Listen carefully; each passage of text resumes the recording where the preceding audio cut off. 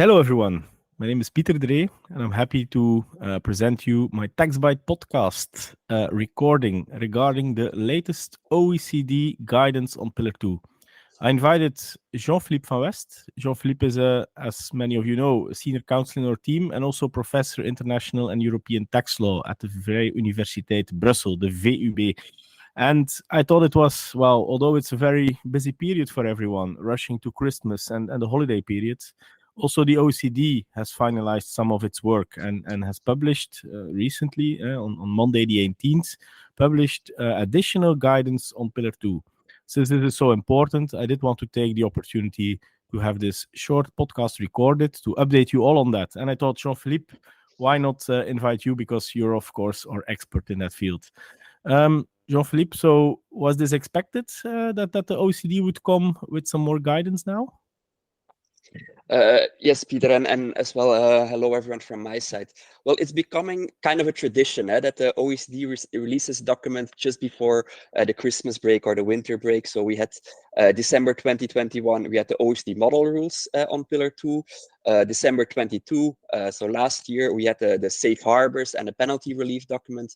And so this year, at Monday, December 18, we had some administrative guidance, which is actually the third round of administrative guidance. The third one of the year. So in February 2023, we had the first round of administrative guidance. July 2023, the second round of administrative guidance. And so now the third round.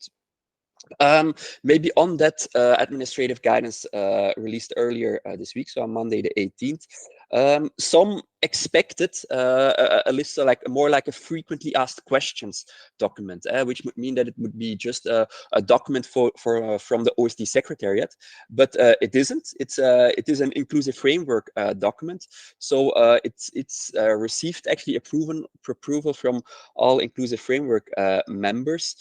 So that's a good thing, I think. So that at least that all inclusive framework members agreed with the guidance.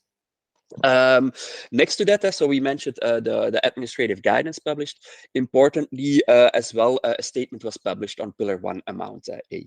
Yeah, so I think it's very important. Is there a big overall story? The way that I read it, Jean-Philippe, but happy for your view as well, of course, is that somehow the OECD is trying to facilitate now the taxpayers confronted with Pillar 2. And the way that I read this latest document, I will go in more detail later on, of course, but it's more like, but some businesses have an issue with this problem. Okay, the OECD proposes now a pragmatic, flexible way of working around that.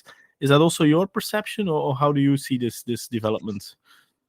Indeed, and I think that's correct, and that's probably why some expected more like a FAQ, frequently asked question, because indeed it addresses particular, as I read it, particular issues, so that it's clearly that there is a certain issue and they want to find a solution that is probably relatively or like a workable solution for practice. I think as well, what I find is that because it's the third round of administrative guidance, and so the more guidance there's, the more actually they go into the details, and I think I expect this to continue in the future. So the more that now Pillar 2 will enter into force, the more that this detailed issues will come up, and that you will have to find answers for them.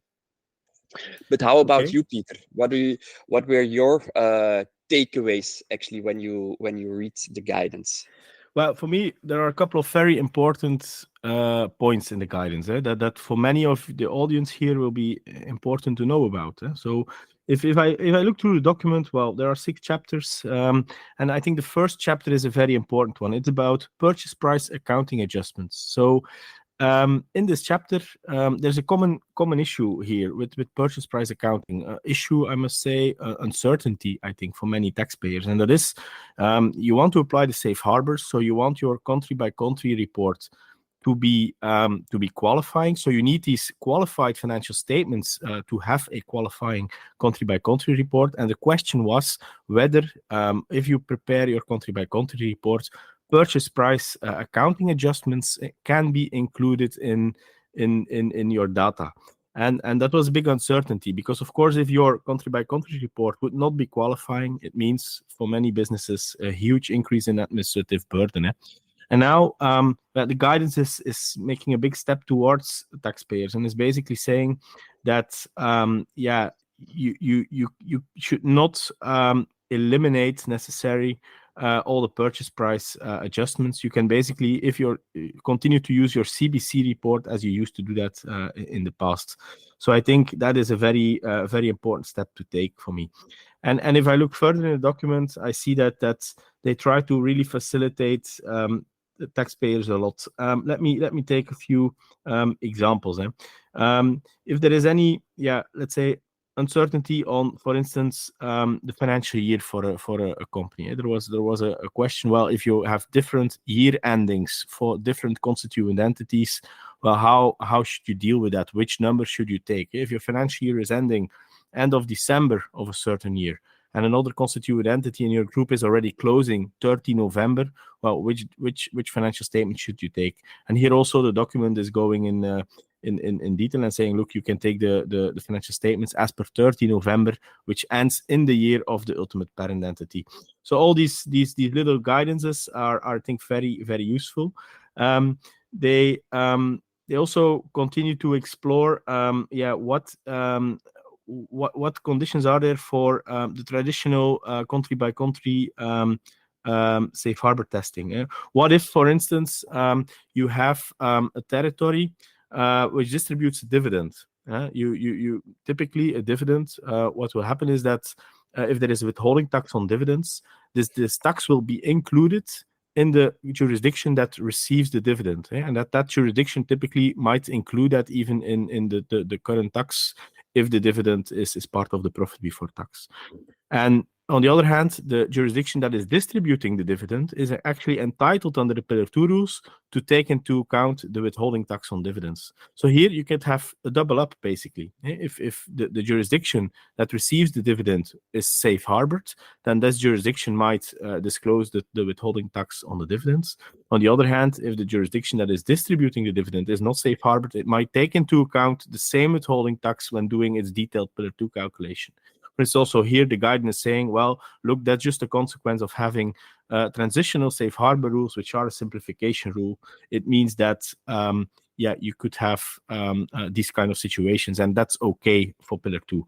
Another issue that we are often seeing in country-by-country reports is that different countries rely on different data sources.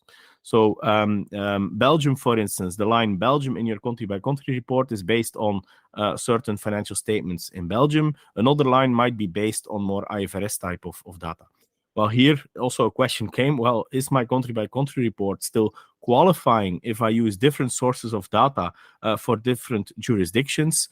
Well, there again, OECD is proposing a pragmatic approach and saying, yes, your country-by-country report will continue to be qualified as long as you use the same source of information for one jurisdiction. What you obviously cannot do is say, well, I will determine my profit before tax based on IFRS, and I will take for a tax charge my Belgian, in case of Belgium, financial statements to look up my tax cost. That will not work. So the safe harbor testing should happen on the same source of data for a jurisdiction, but you can mix throughout different jurisdictions with your financial data.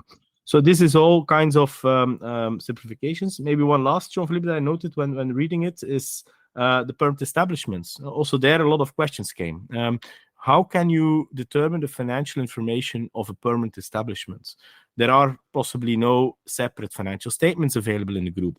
So also here, OECD, being pragmatic, is proposing, well, you can use basically then, for instance, management accounts that you have available for your permanent establishment and determine the profit before tax and the taxes on that basis. So here you see, for me, my impression is, Jean-Philippe, it's really the OECD trying to solve a lot of practical issues that companies have with the Pillar 2 rules.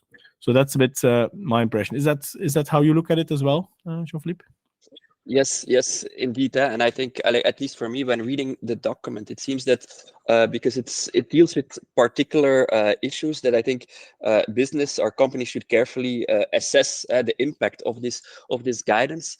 One point that I still find important as well is that there is as well most of the guidance, let's say, is in favor of the taxpayer to facilitate implementation, but as well there is this anti arbitrage rule. So there's certain planning to let's say to with hybrid instruments or hybrid situations where you have a deduction, non-inclusion, double deduction, and so that these anti-arbitrage rules are in there as well. So that is something to so not only in favor of the taxpayer. That's another conclusion I had. When reading the document, I was also thinking, well, this is what is actually not in there. Or so, okay, we have this administrative guidance, but for example, how about the peer review process? I was thinking maybe we will see as well something about the peer review process, but there no document or nothing was released. However, in the communication of on December 18th, it states that this communication released by the OECD, the inclusive framework will also implement a robust and transparent peer review process and continue the ongoing work on the administrative framework and dispute resolution mechanism. So it means that with respect to this peer review process, so when an income inclusion rule, IIR, UTPR, and their tax profits rules, when they are qualifying as well, domestic minimum top-up tax, when they're qualifying, so this peer review process this ongoing, so they're busy at the OECD with that one, and work will continue. And as well, as I mentioned, work on dispute resolution is they're working on this, which is as well good to hear. Of course, the sooner, the better there for business, of course. As well, what they mentioned in this communication is that they will work on further guidance. So further guidance can be expected in 2024, first half of 2024. For example, on the deferred tax liabilities recapture rule. So, and then they say as well that in the course of 2024, there will be a revised version of the commentary in which they will incorporate all this administrative guidance.